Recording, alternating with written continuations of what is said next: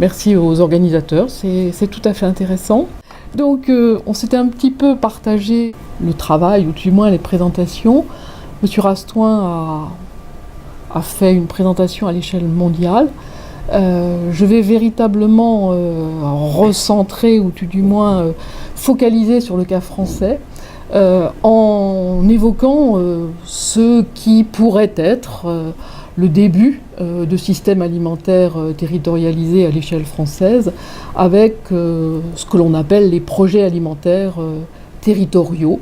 Je les ai appelés territorialisés parce que je n'aime pas trop le terme territoriaux, qui bloque les territoires comme s'ils étaient immuables. Le territorialisé indique que les territoires sont en train de se faire et changent en quelque sorte en fonction des enjeux. Il n'y a pas de territoire tout fait, un territoire répond à une demande. Voilà. Donc je fais partie du réseau national des projets ou des programmes alimentaires territorialisés. Je vais vous les présenter. Donc il y a une partie peut-être un petit peu factuelle pour certains, je pense que c'est assez connu peut-être, mais on n'a pas beaucoup de bilan. On est vraiment au tout début du bilan et c'est un petit peu ça que je voulais vous présenter. Qu'est-ce que l'on peut dire aujourd'hui en termes de bilan? Et c'est vrai que les questions qui se posent, c'est notamment ce que j'ai appelé des questions d'échelle. Monsieur Rastoin l'a évoqué. À quelle échelle faire un système alimentaire territorialisé, d'autant que les solutions ne sont pas transférables d'une échelle à l'autre. Et ça, c'est toujours un petit peu notre grande tendance lorsqu'on a une solution qui marche, de vouloir la transférer à une autre échelle, et ça ne marche pas forcément. Et puis, deuxième élément, des questions de gouvernance, puisque, en effet, la gouvernance mondiale alimentaire, c'est une vaste question, mais la gouvernance territoriale à des échelles beaucoup plus fines qui pourraient être une aire urbaine, qui pourrait être un pays en France, un pays dans le sens non pas du pays de l'État, mais de plus petits territoires, est quelque chose d'important. Donc c'est vrai que l'alimentation, je pense que, on l'a dit, je vais aller très vite là-dessus, est un objet systémique qui interroge de multiples secteurs. Aujourd'hui, l'alimentaire est devenu une entrée clé, notamment pour évoquer les aménagements territoriaux, je vais l'appeler comme cela. Je pense qu'en France, c'est aussi un élément important parce qu'il permet de faire un pas de côté par rapport aux entrées agricoles, qui sont des entrées très sensibles, très difficiles. Au final, parler d'alimentation, c'est moins crispant pratiquement que de parler d'agriculture. Il n'empêche qu'en France, nous n'avons pas ce qu'on pourrait appeler des food studies, alors que ça existe dans pratiquement tous les pays anglo-saxons. C'est lié aussi à notre fonctionnement disciplinaire. Les départements de food studies en Angleterre, aux États-Unis, regroupent à la fois des biologistes, des économistes, des géographes, etc. En France, nos entrées disciplinaires ne l'amènent pas. Je pense que vous faites un petit peu cela, et en ce sens, c'est quelque chose d'important. Ici, on voit bien ces différentes dimensions de l'alimentation. Je ne vous apprends rien, mais on voit bien comment l'alimentation intervient à la fois sur l'économie, le social, la culture, la santé, l'environnement. Et on a là véritablement ces différents domaines qui vont permettre de penser non plus en silo, et c'est souvent le gros problème de notre pensée, mais de penser en système avec ces différents domaines. Domaines et sous-domaines que j'ai indiqués ici. Je vais très vite, mais je pense que ce sont des éléments connus. Donc l'alimentation est clairement en ce sens un moyen de penser les transitions. On l'a évoqué tout de suite. J'évoquerai également les transitions en termes justement de pensée du global. Et ça, l'aspect global me paraît essentiel, alors que la plupart du temps, on pense trop les transitions saucissonnées, si je puis dire. Et puis, avec la grande question de la relocalisation, reterritorialisation de l'agriculture. J'ai mis agriculture, alimentation. C'est vrai que la question, c'est sans aucun doute la question de la relocalisation de l'agriculture, mais on a bien clairement l'impression aujourd'hui qu'il faut en passer par l'alimentation pour envisager cette relocalisation de l'agriculture. J'emploie les deux termes qui pour moi ne sont pas équivalents. La relocalisation de l'agriculture, c'est une agriculture qui va s'installer sur un territoire. À partir du moment où il y a une forme d'appropriation par les habitants, on va aller vers des formes de reterritorialisation, ce qui montre bien des phénomènes territoriaux, hein, comme on les appelle en géographie. En ce sens, donc, les programmes, les projets alimentaires territoriaux ou territorialisés apparaissent comme un outil. Et c'est vrai que c'est l'outil que l'on a décidé de mettre en place en France. Et je voudrais revenir un petit peu sur cet outil. Alors, c'est un outil qui, son intérêt, je dirais, c'est de pouvoir asseoir autour d'une table des acteurs. Je vous ai mis ici les résultats d'une enquête du réseau Résolis sur des initiatives d'alimentation locale en France. Et on voit que sur 100 initiatives d'alimentation locale, on va avoir une multitude d'acteurs qui peuvent être les promoteurs de ces actions, les agriculteurs, mais aussi la production, la distribution, la consommation, et on voit bien là tous ces acteurs en quelque sorte qui vont être nécessaires pour aller vers ces projets alimentaires territorialisés. Un petit schéma de la FAO, on vous en a parlé, qui évoque justement cette transition vers des systèmes alimentaires et agricoles durables. Les deux sont présents. Je ne le commenterai pas en détail. Ce qui m'intéresse, c'est vraiment le comment, le avec qui et à quelle échelle. Et on est là sur les questions qui, à mon sens, sont tout à fait fondamentales. Comment le mettre, c'est-à-dire quelles vont être les différentes étapes, avec qui. Et on voit bien que la grande difficulté, c'est sans aucun doute les acteurs majeurs, soit les majors de l'économie, soit les grandes firmes. Et il n'empêche que ce sont des acteurs incontournables d'un certain point de vue. Donc comment arriver à mettre cela en place avec eux et à quelles échelles. Donc 3 points pour faire vite. Je rappellerai tout d'abord ce que sont les projets alimentaires territorialisés en France, en quelque sorte la genèse et la mise en place. Je ferai un premier bilan. On est vraiment dans les premiers enseignements, hein, puisque vous allez le voir, ils ont été mis en place en 2014. Donc on est dans l'instantané, si je puis dire. Et puis je me poserai un certain nombre de questionnements plus généraux. Donc ces projets alimentaires territorialisés s'insèrent dans le programme national alimentaire. La France s'est dotée très tardivement d'un programme national alimentaire. C'est un programme qui date de 2010, beaucoup plus tard à la limite que la plupart des pays. Et on voit bien que l'alimentaire n'était pas une question pendant longtemps. On avait des programmes agricoles, mais des programmes alimentaires n'existaient pas.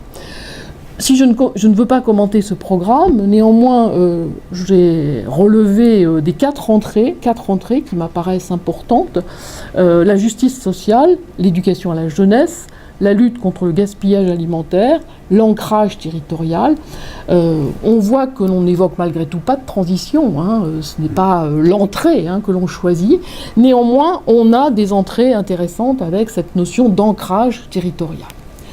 Ce programme national alimentaire de 2010 était appelé à se décliner en programmes alimentaires régionaux, M. Rastoin en a parlé, et plus encore en programmes alimentaires territoriaux ou territorialisés, j'emploierai toujours le terme territorialisé. Au final, les programmes alimentaires régionaux ne sont pas encore sortis des limbes ou pratiquement pas, dans la mesure où ici, entre-temps, il y a eu le Big Bang régional. Donc ça n'a pas aidé, et même s'ils avaient commencé à évoquer des programmes alimentaires régionaux, il a fallu les repenser, et c'est quand même pas la même chose pour un certain nombre de régions. Vous avez évoqué l'Occitanie, on voit notamment un changement majeur d'échelle. Donc au final, le travail qui s'est fait a beaucoup plus été des déclinaisons à des échelles différentes, je dirais des échelles territoriales plus grandes, si j'emploie le terme géographique. La plupart du temps, on dit plus petite quand on n'est pas géographe, mais ça sera donc à l'échelle de villes, à l'échelle d'aires urbaines ou à l'échelle même de petites unités. Alors, ces programmes alimentaires donc, ont été mis en place par la loi Allure, la loi d'avenir pour l'agriculture, l'alimentation et la forêt en 2014, donc c'est quelque chose de très récent. Et donc on avait dans l'article 1 de cette loi la mention de ce programme national et de ses déclinaisons. Cette déclinaison devait se faire par l'article 39, je vais très vite là-dessus, qui, j'ai rappelé ici les grands éléments. On voit bien que ces projets alimentaires territoriaux, il s'agit donc de mettre ensemble tous les acteurs d'un territoire pour aller vers un système alimentaire territorial. On voit bien le vocabulaire, structuration de l'économie agricole, circuit court, production biologique. On est bien dans le quoi, outils, méthodes, thèmes, qui, tous les partenaires engagés avec la forme de contrat. On retrouve là ce qui fait la forme aujourd'hui de toutes les formes d'aménagement à la française. Au final, on est dans du contrat, le contrat négocié entre tous les acteurs. Et enfin, le comment, arriver à un diagnostic partagé. Donc les acteurs sont multiples. J'ai repris là un petit schéma sorti tout droit des PAT, où on voit bien tous ces acteurs que l'on souhaite mettre autour de la table et qui sont nécessaires. Le fait d'avoir mis les consommateurs sur le côté n'est pas sans poser problème, à mon sens. Ils sont soit inclus, soit pas à côté. Le plus, en quelque sorte, oublie qu'aujourd'hui, on a là, au final, le grand élément qui fait bouger les choses. Le schéma pour arriver à un PAT est assez simple. Diagnostic de territoire, concertation entre tous les acteurs, définition d'un plan partagé, charte, accord, engagement, contrat, déclinaison d'actions qui vont aller vers les exploitations agricoles et puis ensuite les différents éléments de l'alimentation. Donc un schéma relativement simple, on voit comment ça peut se passer. Les objectifs étaient un PAT par département, pour la fin 2017, 500 PAT à l'horizon 2020, avec une labellisation prévue par le ministère de l'Agriculture et un soutien financier, sachant que ce soutien financier est très faible. Il s'agit avant tout, plus exactement, de donner un label, mais le soutien financier, au final, c'est pas ce qui va permettre aux PAT de se mettre en place. Donc quel est le premier bilan que l'on peut faire, sachant que l'on est véritablement dans quelque chose qui est en construction. J'ai bien conscience qu'on a un recul qui est relativement faible. Ces données sont d'ailleurs peu connues ou peu diffusées, dans la mesure où le ministère, entre-temps, 2014, on a eu des changements de gouvernement. Le programme, certes, se poursuit, mais au final, il n'y a pas eu réellement de bilan, et le bilan n'est que le fait de ce réseau national des programmes alimentaires territoriaux qui se fait aujourd'hui. Donc on est plutôt sur une forme de bilan en interne, même si on vient de lancer une saison 2, si je puis dire, des PAT, j'emploie le terme à la mode. Donc on a eu entre 2014 et 2018 à peu près 150 projets. Donc on peut véritablement parler de projets nombreux qui ont été déposés ou tout du moins qui se sont mis en place.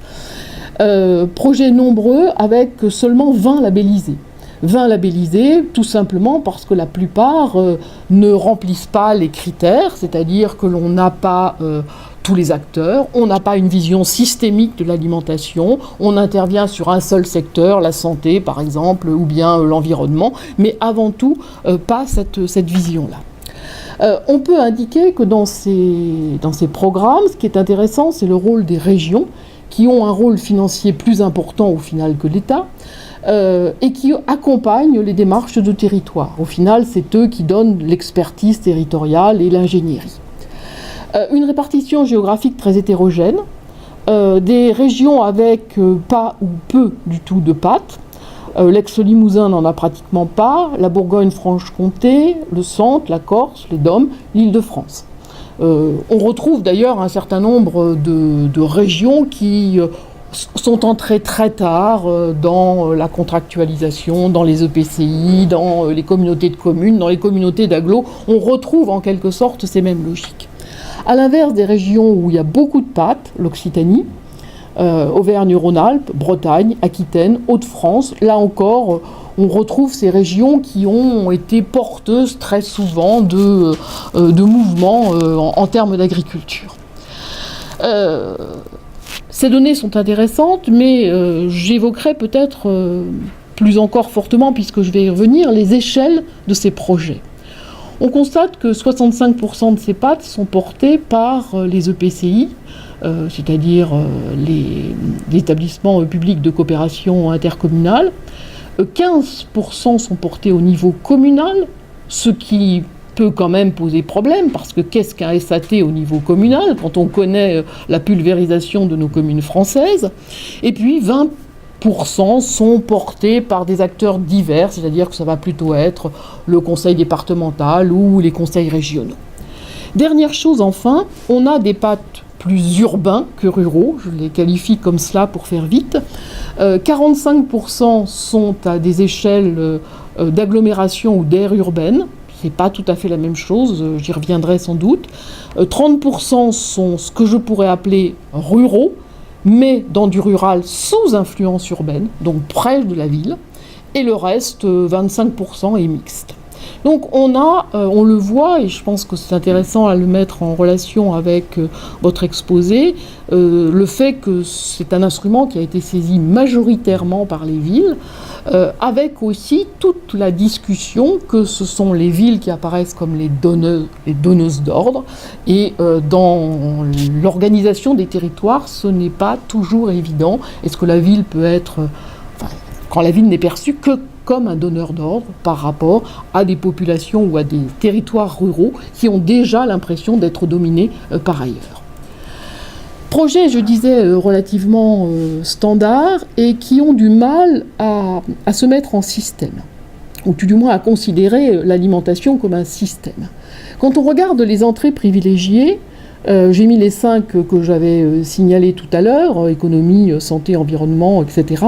Les 2 entrées prioritaires sont l'économie alimentaire locale, donc on voit bien ce que cela signifie, hein. On est sur la promotion des produits locaux, la restauration collective notamment, et on est sur le patrimoine alimentaire et le tourisme, avec notamment la labellisation des produits agricoles, bon, sachant qu'en France, on est les champions de la labellisation, avec aujourd'hui pratiquement 2/3 des exploitations françaises qui produisent sous label AOP, AOC, IGP, etc. On constate par contre que c'est plus compliqué d'aller vers la nutrition, c'est plus compliqué d'aller vers l'environnement, et on parle très peu de cohésion et d'accessibilité sociale. Au final, la plupart de ces programmes n'entrent pas par la justice sociale, qui était pourtant la première entrée du programme alimentaire. On les a classés en 2 grandes familles au niveau du réseau national, ce qu'on appelle les programmes agri-alimentaires. La plupart du temps, on est sur 1 ou 2 secteurs, et les programmes systémiques. Il est vrai qu'aujourd'hui, les programmes systémiques sont minoritaires, et ce qui explique la faible labellisation, même si le budget de l'État étant relativement limité, il n'aurait pas pu en labelliser, à mon avis, 150, vu ce qui était accordé. Si on regarde les axes d'intervention prioritaires, je les ai indiqués par des couleurs, on voit malgré tout un certain nombre d'axes sur lesquels vont essayer de peser les collectivités locales. Le foncier, la qualité de l'eau, la restauration collective. On est sans doute sur les 3 éléments de plus forte intervention, aussi parce que le foncier, la plupart du temps, les communes ont un foncier, je vais y revenir. La qualité de l'eau, là aussi, au final, il y a du réglementaire. Donc à partir du moment où il y a du réglementaire, c'est plus facile pour intervenir. La restauration collective, eh bien, c'est la même chose. On est totalement dans la possibilité pour les collectivités, notamment, d'intervenir. Je vais juste détailler très rapidement ces exemples. Donc la restauration collective apparaît véritablement comme l'objet standard, je vais le dire un petit peu brutalement, comme l'objet standard de tous ces projets alimentaires territorialisés. Alors objet standard, d'une part parce que cela représente malgré tout des possibilités importantes d'achat, donc de contractualisation avec les agriculteurs locaux. Donc on est bien dans cette idée d'un lien très fort avec le local.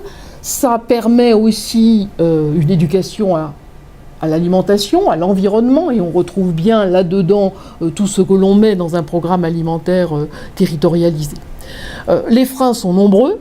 Les freins sont nombreux parce que, à la limite, les appels d'offres, vous le savez, se font au moins offrant. Ce sont des appels d'offres publics, et donc appel au moins offrant, ça veut dire que le bio est plus cher, le local est plus cher, et qu'il va donc falloir tourner, ou tout du moins modifier un petit peu ces appels d'offres pour réussir à les faire passer. Parallèlement, c'est complexe. C'est complexe parce que, on a travaillé sur plusieurs cas. On constate notamment que l'option militante, qui est la cantine qui prend contact avec X agriculteurs, c'est très difficilement gérable. Il y a un moment où, brutalement, on se retrouve en rupture. Donc, il faut aller vers des regroupements producteurs. Il faut aller vers des ateliers de transfo grossistes, d'autant que, vous le savez, la plupart des cantines ne traitent plus que des pommes de terre qui sont déjà coupées. On fait plus il n'y a plus de pluches, etc. Donc, il faut véritablement que tous arrivent déjà transformés. Donc, on voit bien qu'au final, il y a nécessité de ce regroupement de producteurs pour aller, malgré tout, vers ce bio dans les cantines, avec la difficulté. On évoquait le côté tout à fait individualiste des agriculteurs que l'on retrouve là. Deuxième levier d'action, peut-être aujourd'hui le plus important, c'est le foncier. Le foncier où là, les collectivités et tous les échelons interviennent de plus en plus fortement. D'abord parce que la plupart du temps, les collectivités ont un petit peu de foncier. Ils l'ont souvent oublié, mais au final, ils en ont. On le retrouve assez facilement. Et j'ai pris un exemple ici, qui est le cas du PAT de Cergy-Pontoise, de la communauté d'agglo de Cergy-Pontoise, sur lequel on m'avait demandé de travailler avec mes étudiants.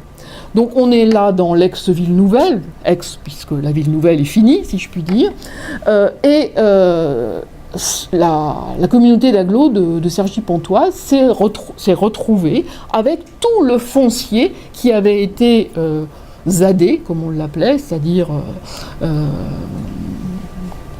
préempté par l'État pour la ville nouvelle. Donc on est sur des superficies relativement importantes.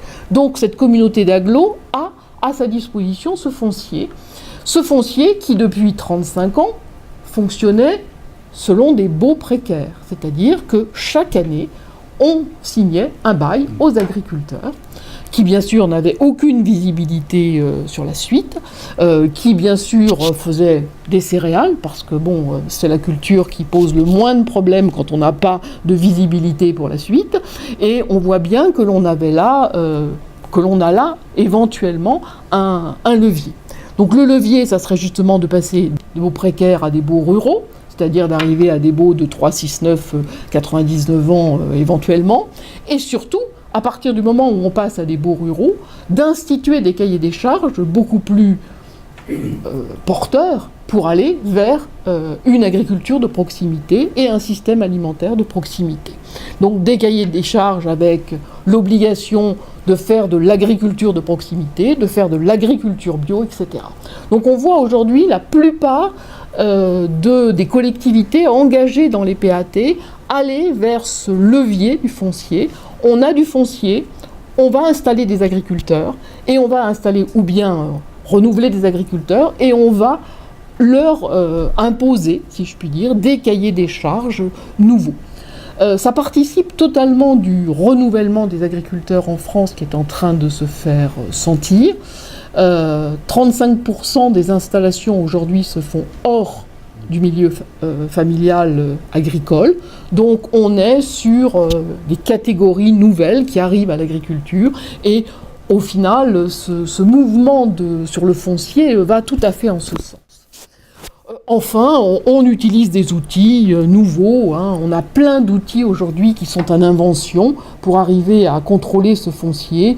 J'en ai cité quelques-uns, la zone d'agriculture protégée, le plan d'aménagement des espaces naturels et périurbains, qui sont des espaces qui sont assurés de ne pas passer à l'urbanisation et sur lequel, justement, les collectivités vont pouvoir œuvrer.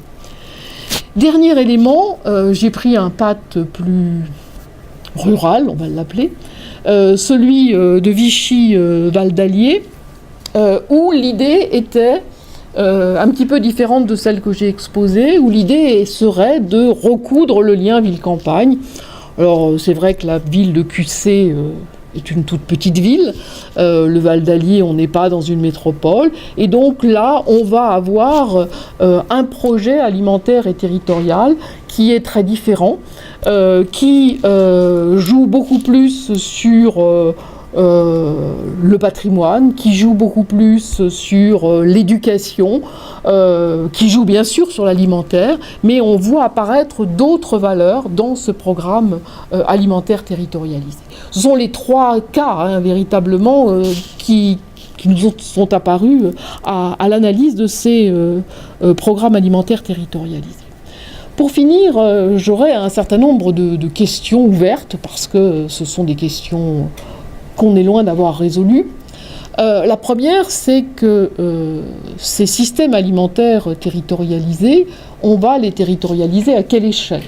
Je l'ai dit tout à l'heure, les solutions ne sont pas transférables, et on voit bien que ces programmes alimentaires territorialisés qui existent en France ont été faits à des échelles multiples. Lorsque je vous ai cité la commune, on voit bien que qu'est-ce que cela signifie, un système alimentaire territorial au niveau communal, et même parfois qu'est-ce que cela signifie à l'échelle d'une EPCI.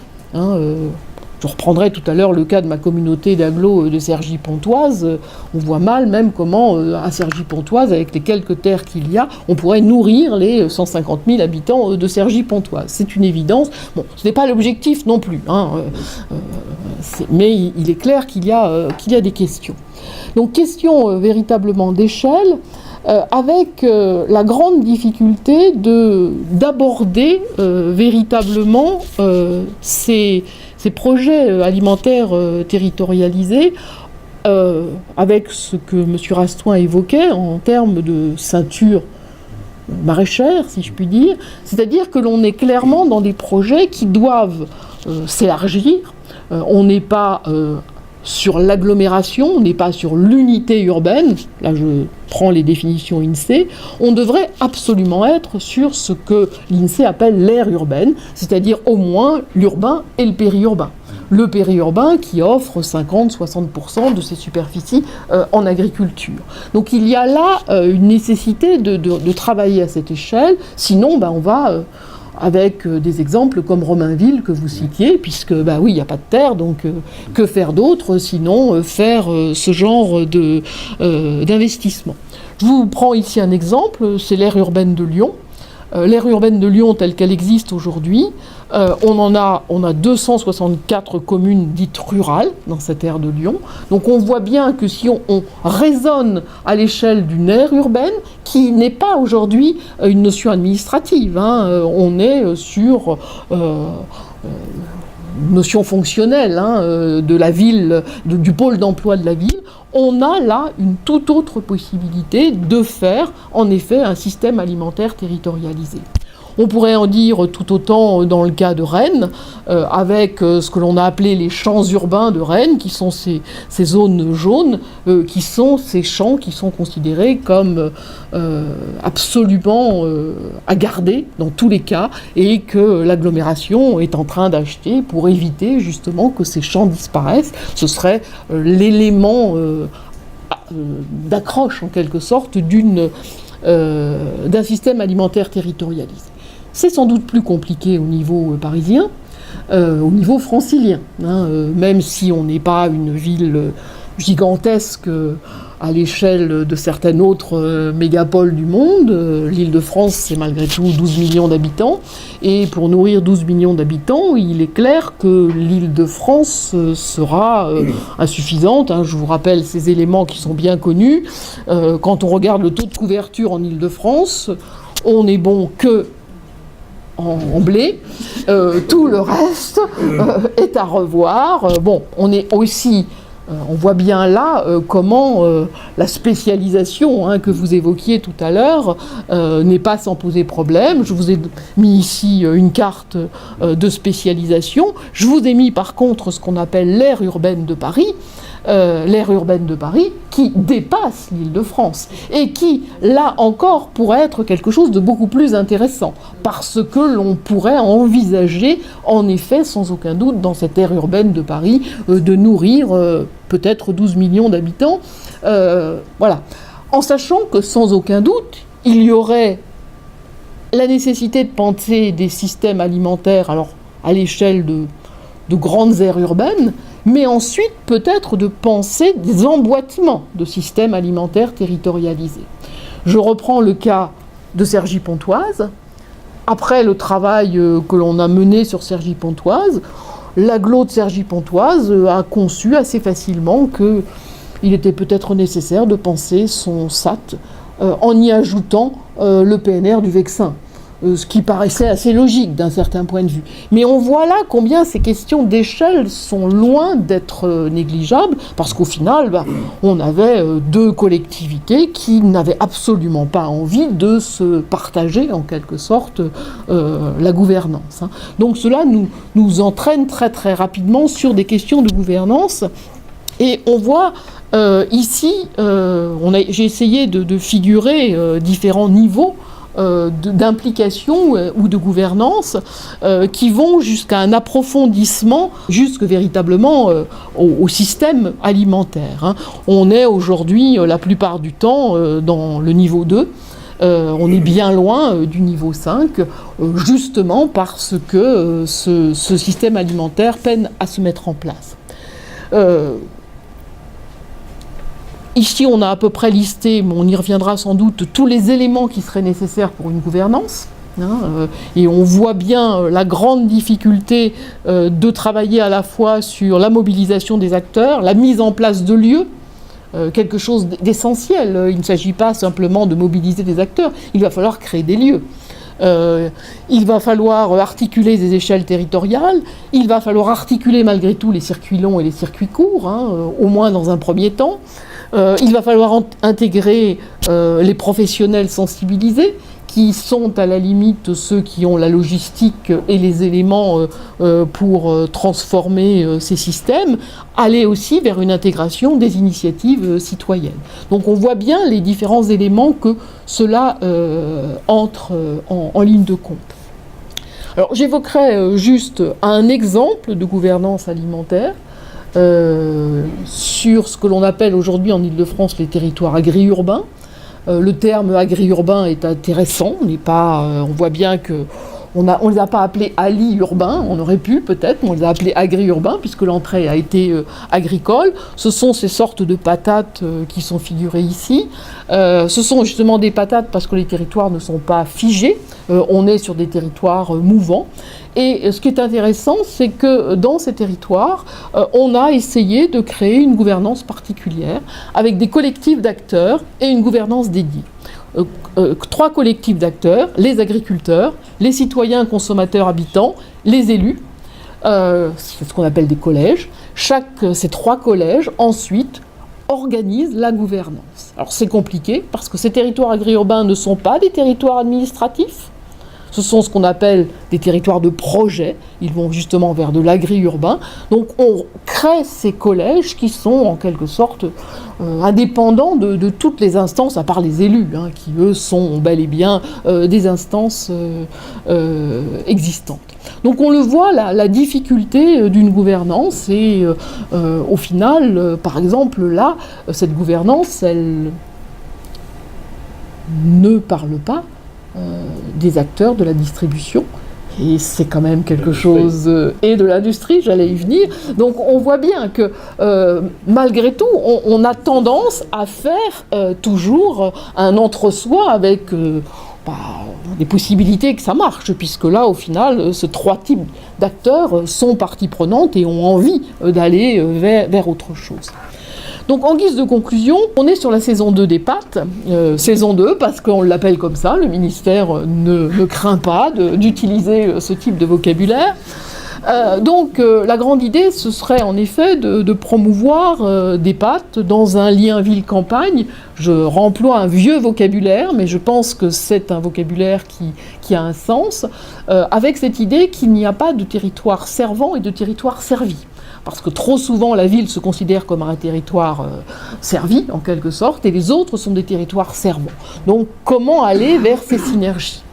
Sortir de l'entrée restauration collective, qui est trop souvent dominante, et qui ne permet pas d'envisager justement une alliance avec d'autres éléments, voire de celle du foncier, qui est devenue l'entrée majoritaire aujourd'hui. Bon, construire de la transversalité dans les services, ça c'est quelque chose d'essentiel. On constate aujourd'hui que la grande difficulté, c'est que les services urbains, les services santé, les services alimentation sont totalement étanches dans les collectivités et ne travaillent pas ensemble. Et puis, la grande idée d'une justice alimentaire, puisqu'au final, il n'y a pratiquement aucun pacte aujourd'hui sur la cohésion sociale et la justice alimentaire, qui est véritablement un sujet essentiel. J'étais un peu longue, excusez-moi. Bien, écoutez, merci, c'était très intéressant.